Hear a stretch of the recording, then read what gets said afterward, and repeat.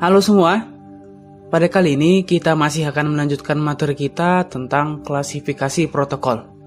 Sebelumnya, kita telah mempelajari beberapa klasifikasi protokol yaitu routing table, default routing, dan masih ada beberapa lagi. Nah, sekarang kita akan melanjutkan materinya. Sekarang kita masuk pada link state. Link state routing protocol adalah salah satu dari dua kelas utama protokol routing packet switching yang digunakan dalam jaringan untuk komunikasi komputer. Contoh dari link state protokol adalah seperti yang telah kita pelajari sebelumnya dalam protokol routing yaitu OSPF atau Open Shortest Path First. Ada dua jenis protokol routing yaitu distance vector dan link state. Distance vector adalah proses routing berdasarkan arah dan jarak. Dan link state adalah proses routing yang membangun topologi database-nya sendiri. Sekarang kita masuk pada konsep dasar dari link state. Konsep dasar dari link state adalah setiap router menerima pesan atau map dari router tetangga. Link state bekerja dengan cara yang berbeda dari distance vector. Walaupun proses pengumpulan informasi routingnya lebih rumit dan berat dari distance vector. Namun, link state lebih dapat diandalkan dan memiliki kemampuan dalam melayani jaringan besar, lebih terstruktur, dan juga lebih menghemat bandwidth. Pada link state, akan melakukan tracking atau penyelidikan terhadap semua koneksi yang ada dalam jaringan, yaitu status dari koneksi tersebut, jenis dan tipe koneksi, dan bahkan kecepatan dari koneksi tersebut. Semuanya dikumpulkan menjadi sebuah informasinya. Hal ini sangat berbeda dengan distance vector. Algoritma distance vector memiliki informasi yang tidak spesifik tentang jaringan tujuan dan tidak mengetahui jarak router.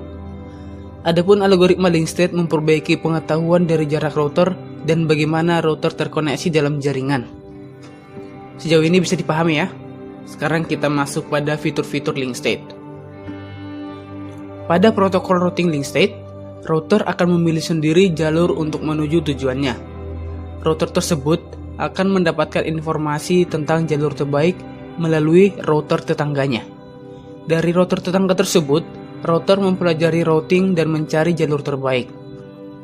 Protokol routing link state memiliki beberapa fungsi, yaitu yang pertama, akan cepat merespons jika di jaringan mengalami perubahan. Kedua, mengirimkan trigger update hanya pada saat jaringan itu mengalami perubahan.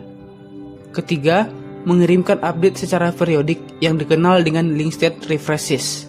Dan yang terakhir adalah menggunakan hello packet untuk mencari router tetangga. Ada beberapa fitur-fitur link state, yaitu link state advertisement atau LSA. LSA adalah paket kecil dari informasi routing yang dikirim antar router. LSA akan dikirim ke router yang terhubung langsung saat terjadi perubahan jaringan. Sebagai contoh, jika ada router yang mati, maka router yang terhubung langsung akan mengupdate LSA-nya.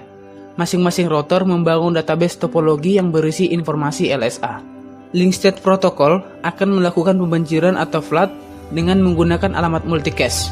Kemudian, router yang mendapatkan informasi perubahan itu akan mengirimkan lagi update-nya ke router tetangga yang terhubung langsung. Namun, informasi LSA ini tidak akan terkirim lagi kepada si pengirim pertama. Fitur kedua adalah topologi database. Topologi database adalah kumpulan informasi dari LSA yang telah terkumpul. Di sini informasi yang bisa didapatkan adalah semua informasi tentang interface yang terhubung langsung. Jadi dapat berupa IP address dari interface, subnet mask, jenis dari jaringan yang terhubung, bagaimana router itu terkoneksi ke jaringan, dan beberapa hal lainnya. Kumpulan database ini kadang disebut topologi database. Dari database ini dapat digunakan untuk menghitung jalur terbaik pada jaringan. Fitur yang ketiga adalah algoritma SPF atau Shortest Path First. Algoritma SPF adalah hasil perhitungan pada database sebagai hasil dari SPF tree. Dari algoritma SPF dan database tadilah, maka akan dibuat tree dengan router itu sendiri sebagai root. Kemudian, router akan menggunakan SPF untuk mengetahui jalur mana yang paling pendek untuk mencapai tujuan. Algoritma SPF juga dapat disebut algoritma Dijkstra. Fitur selanjutnya adalah SPF tree. Algoritma akan membentuk sebuah percabangan.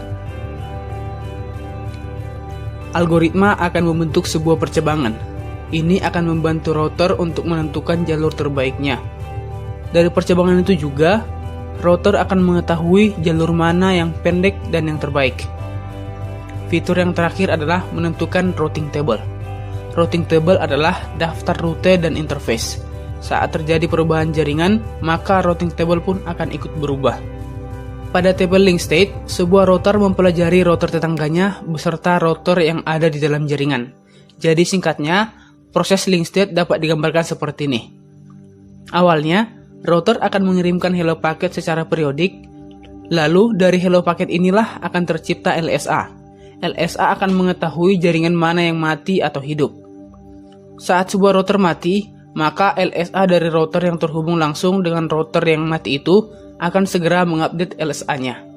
Dari LSA ini, informasi yang didapatkan akan dibuat database-nya dan akan dilanjutkan ke router tetangga. Tujuannya agar router tetangga mengetahui tentang perubahan jaringan.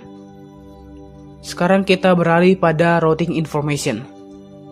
Tidak seperti protokol distance vector, protokol link state membangun dan mempelajari jaringan setiap router yang terhubung dengan sangat baik. Hal ini dilakukan pada saat pengiriman LSA. Setiap router akan mempelajari sebuah router tetangganya dari database LSA. Setelah LSA terupdate, maka SPF atau Shortest Path First algoritma akan mempelajarinya dan menghitung jumlah metrik yang dibutuhkan untuk mencapai tujuan. Informasi tersebut akan digunakan untuk mengupdate routing table. Tabel routing akan berubah ketika ada router yang mati. Dalam link state juga menggunakan trigger update. Artinya, tidak perlu menunggu waktu tertentu untuk mengupdate tabel routing. Jadi, saat jaringan mengalami perubahan, maka link state akan langsung mengupdate tabel routingnya. Sehingga, hal ini akan mempercepat adanya penyatuan jaringan, tanpa harus menunggu sejumlah waktu tertentu. Selanjutnya, algoritma routing link state. Algoritma routing link state memiliki beberapa karakteristik, yaitu yang pertama, link state akan bersatu dalam SPF protokol. Kedua, link state akan mempelajari database yang sangat rumit dari topologi jaringan. Dan yang ketiga adalah, link state akan dibuat berdasarkan algoritma Dijkstra. Algoritma Dijkstra adalah salah satu algoritma yang digunakan untuk mencari jalur terpendek. Untuk lebih jelasnya bisa kalian cari di internet ya. Kita kembali kepada materinya. Router akan mempelajari database dari topologi jaringan yang terdapat dari LSA. Kemudian dari LSA itu akan dibuat algoritma SPF. Lalu, algoritma SPF akan menghitung jaringan yang dapat dicapai. Sekarang kita masuk pada kelebihan dan kekurangan link state. Yang pertama adalah kelebihannya. Ada beberapa kelebihan dari link state, yaitu 1. Menggunakan cosmetric untuk memilih jalurnya di dalam jaringan. Apa itu cosmetric? Akan kita bahas nanti. Baik, yang kedua, menggunakan trigger untuk memastikan bahwa jaringan akan menyatu pada akhirnya tanpa harus menunggu waktu tertentu. Yang ketiga, masing-masing router sudah memiliki gambaran sendiri tentang jaringan yang akan digunakan. Yang keempat, selalu menggunakan informasi yang paling akhir, karena LSA selalu mengupdate informasinya saat terjadi perubahan jaringan. Yang kelima, ukuran database link state dapat diperkecil dengan memperhatikan bentuk jaringan. Yang keenam, semua router memiliki kemampuan untuk mengcopy peta atau mapping selama masih berada dalam satu jaringan. Yang ketujuh, didukung oleh classless interdomain routing atau CIDR dan variable length subnet max atau VLSM. Di samping kelebihannya, link state juga memiliki beberapa kekurangan, yaitu 1. Membutuhkan banyak memori dan prosesor, karena untuk menampung setiap update. Kedua, membutuhkan bentuk jaringan yang pasti. Yang ketiga, membutuhkan seorang administrator yang paham akan routing link state. Yang keempat, saat terjadi perubahan jaringan, maka LSA akan membanjiri jaringan untuk memberikan update routing table, sehingga hal ini dapat mengganggu proses pengiriman data. Itulah materi untuk link state. Sejauh ini bisa dipahami ya. Kita akan melanjutkan materinya. Sekarang kita masuk pada distance vector. Sebelum menentukan jenis routing yang dipakai, hal pertama yang harus dilakukan adalah menentukan peta atau bentuk dari jaringan. Setelah router mempunyai peta jaringan, maka router akan menghitung rute terbaik ke setiap tujuan di jaringan menggunakan algoritma distance vector. Distance vector ini memiliki cara kerja yaitu dengan membentuk tabel routing di jaringan. Artinya, dengan cara setiap router akan memberikan informasi mengenai keadaan jaringan kepada router-router tetangganya setiap selang waktu tertentu. Informasi keadaan jaringan itu adalah dalam bentuk distance vector atau vektor jarak, yaitu jumlah hop yang diperlukan untuk mencapai suatu tujuan. Router tetangga akan menyimpan dan mengolah informasi keadaan jaringan yang diterimanya, dan juga menyampaikan informasi tersebut ke router-router tetangga yang lain. Hal ini akan berlangsung terus-menerus sampai seluruh router di jaringan mengetahui keadaan jaringan. Ada dua macam distance vector, yaitu routing update dan routing loop. Yang pertama, routing update distance vector. Routing update terjadi secara periodik atau ketika topologi jaringan mengalami perubahan. Algoritma distance vector dijalankan di setiap router untuk mengirimkan informasi isi tabel routingnya ke router-router tetangganya. Tabel routing tersebut berisi informasi mengenai total cost jalur, yang mana total cost jalur ditentukan oleh metrik dan alamat logik dari router pertama pada jalur tiap-tiap jaringan dalam tabel routingnya. Yang kedua adalah routing loop distance vector. Routing loop dapat terjadi pada saat tabel routing tidak konsisten saat terjadi perubahan jaringan. Kita lanjutkan materinya. Sekarang kita masuk pada klasifikasi protokol yang 11, yaitu classful. Classful adalah pengalamatan IP yang dibagi berdasarkan kelas.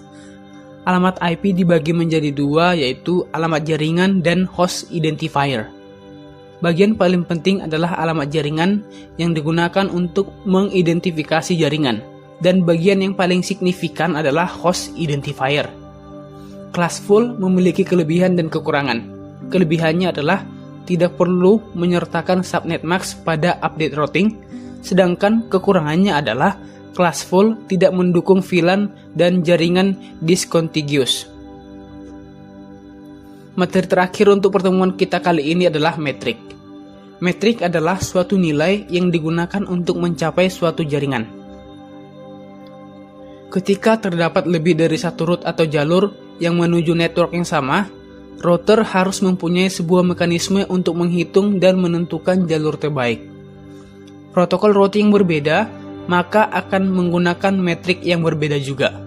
Seperti misalnya, RIP menggunakan router hop yang paling sedikit, sedangkan EIGRP menggunakan kombinasi bandwidth dan total delay pada router untuk menentukan jalur terbaiknya. Ada beberapa hal yang sering digunakan sebagai metrik, yaitu yang pertama hop count, kedua bandwidth, yang ketiga load, yang keempat delay, yang kelima reliability, dan yang keenam adalah cost. Yang pertama hop count. Metrik hop count hanya menghitung jumlah router hop. Misalnya kita punya 3 router, router A, B, dan C. A ke B adalah 1 hop, dan A, C, B adalah 2 hop. Jadi misalnya kita berangkat dari router A ke router B. Jika langsung dari A ke B, maka itu adalah 1 router hop. Sedangkan jika terlebih dahulu ke router C atau A, C, B, maka itu ada 2 router hop. Jika metrik yang digunakan hanyalah hop count, maka yang menjadi rute terbaik adalah jalur dengan jumlah router hop yang paling sedikit, yaitu A, B, karena itu cuma 1. Kita lanjut ke metrik kedua, yaitu bandwidth. Metrik bandwidth akan memilih jalur dengan bandwidth yang terbesar. Tapi masalahnya adalah jika hanya menggunakan metrik bandwidth saja, maka itu bukan metrik yang bagus. Karena masih harus memperhitungkan bagaimana jika bandwidth yang besar namun memiliki delay yang besar juga, maka itu kurang bagus. Yang ketiga adalah load. Metrik ini mencerminkan jumlah traffic yang menggunakan link sepanjang jalur, yang mana yang menjadi jalur terbaik adalah jalur dengan traffic yang paling sepi. Tidak seperti hop count dan bandwidth, load pada route atau jalur berubah-ubah, oleh karena itu nilai metrik juga akan ikut berubah. Hal ini perlu diperhatikan, yaitu jika perubahan nilai metrik terjadi terlalu sering, maka frekuensi perubahan route terbaik pada rute juga akan semakin tinggi. Hal ini akan berpengaruh pada penggunaan CPU pada router, bandwidth data link, dan stabilitas jaringan. Yang keempat adalah delay. Delay adalah ukuran waktu yang harus diambil ketika paket menempuh sebuah jalur atau rute. Protokol routing yang menggunakan delay sebagai metrik akan memilih dengan delay yang paling sedikit sebagai jalur terbaik. Yang kelima adalah reliability. Reliability mengukur kemungkinan link dalam satu hal akan mengalami kegagalan dan dapat berupa variabel atau nilai yang sudah ditetapkan. Contohnya adalah berupa variabel, yaitu jumlah seberapa sering link mengalami kegagalan atau jumlah error yang terjadi dalam periode waktu tertentu. Jalur dengan reliability tertinggi akan dipilih sebagai jalur terbaik. Dan yang terakhir adalah metric cost. Metrik ini dikonfigurasi oleh admin untuk mencerminkan jalur-jalur yang lebih disukai.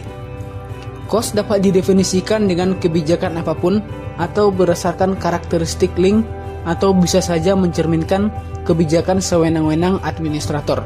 Oleh karena itu, cost adalah istilah yang digunakan untuk menggambarkan metrik tak berdimensi. Cost sering digunakan sebagai istilah umum saat membicarakan pemilihan sebuah jalur. Misalnya, RIP memilih cost terendah sebagai jalur berdasarkan hop count. Istilah umum lainnya adalah terpendek, seperti dalam RIP memilih jalur terpendek berdasarkan hop count. Jika digunakan dalam konteks seperti ini, cost terendah atau tertinggi dan terpendek atau terpanjang hanyalah sudut pandang protokol routing berdasarkan metriknya yang telah ditetapkan. Itulah materi untuk kali ini. Jika ada yang masih kurang dimengerti, silahkan bertanya. Terima kasih.